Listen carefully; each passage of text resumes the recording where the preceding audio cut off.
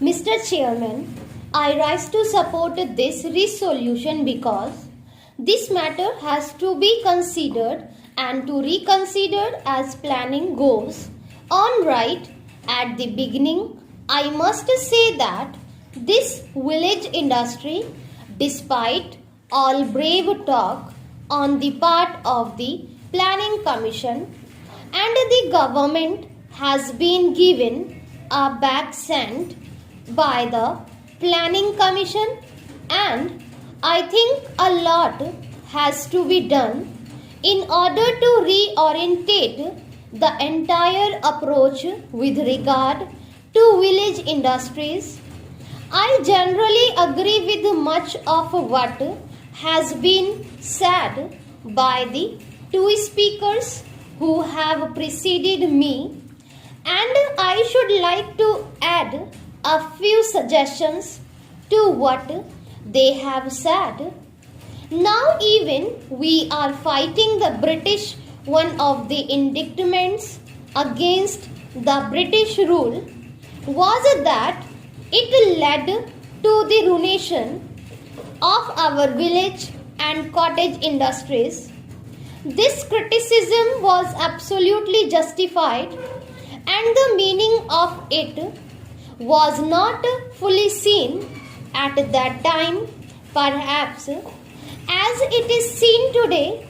After independence, we have embarked on a policy of industrialization of the country, but in underdeveloped economy like this, where we have got nearly 82% or a little more of the population living in the villages, you cannot have rapid industrialization merely by starting heavy industries or even medium industries in the urban areas and towns, whether they be in the public sector or in the private sector. They are, of course, important, and the development of such industries must be on a far bigger scale. That is what we stand for, but at the same time, we must embark on the policy of industrialization of the rural areas today.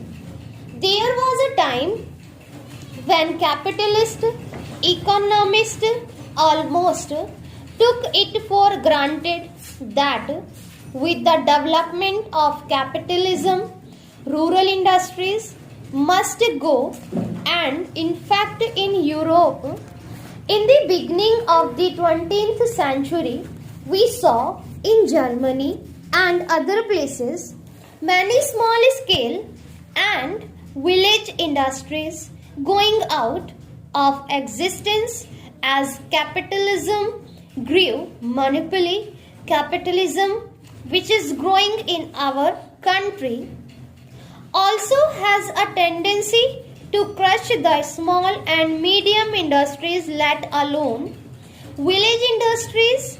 The moment rural economy is drawn into the orbit of capitalistic market, the tendency is there and the laws operate for the decline of the rural industries of the type that exist now. This process is there in our country.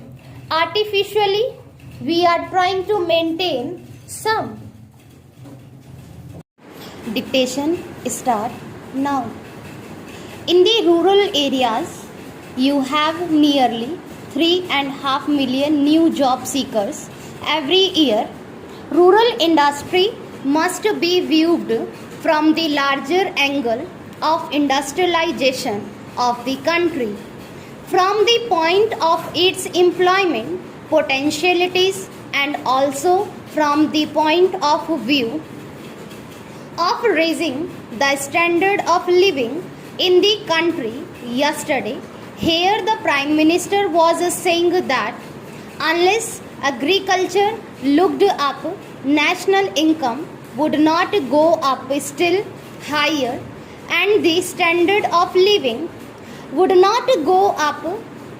I entirely agree, but then in the rural sector of our economy, we must develop simultaneously the other sector, that is called the rural industrial sector, for promoting rural industries on a larger scale.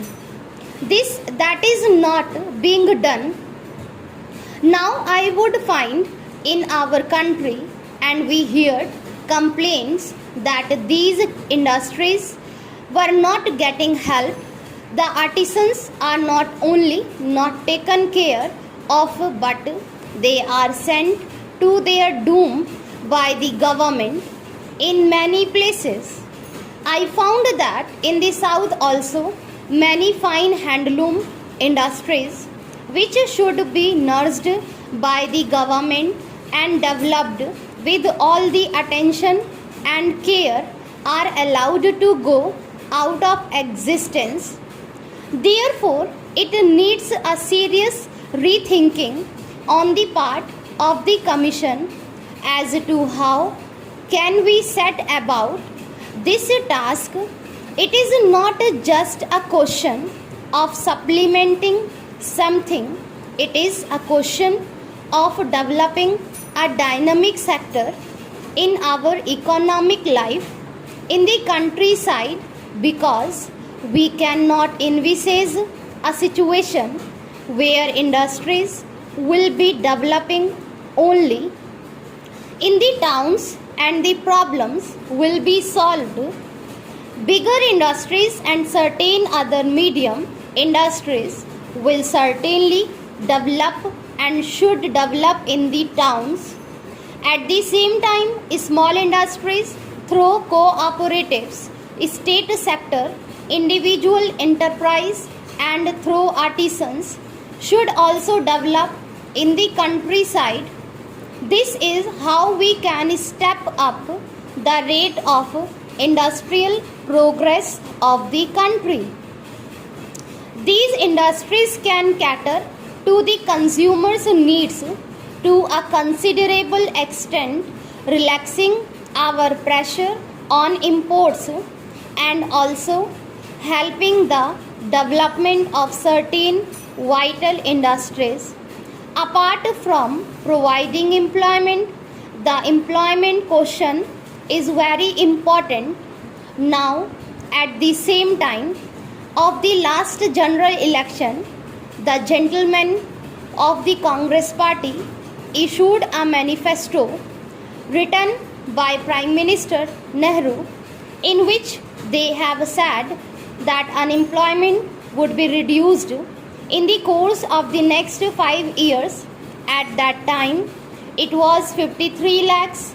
Now, when they went to the third general elections, the unemployment has gone up to 90 lakhs, and we are told by the Planning Commission that in the course of this 5-year plan, it would have gone up to 12 millions.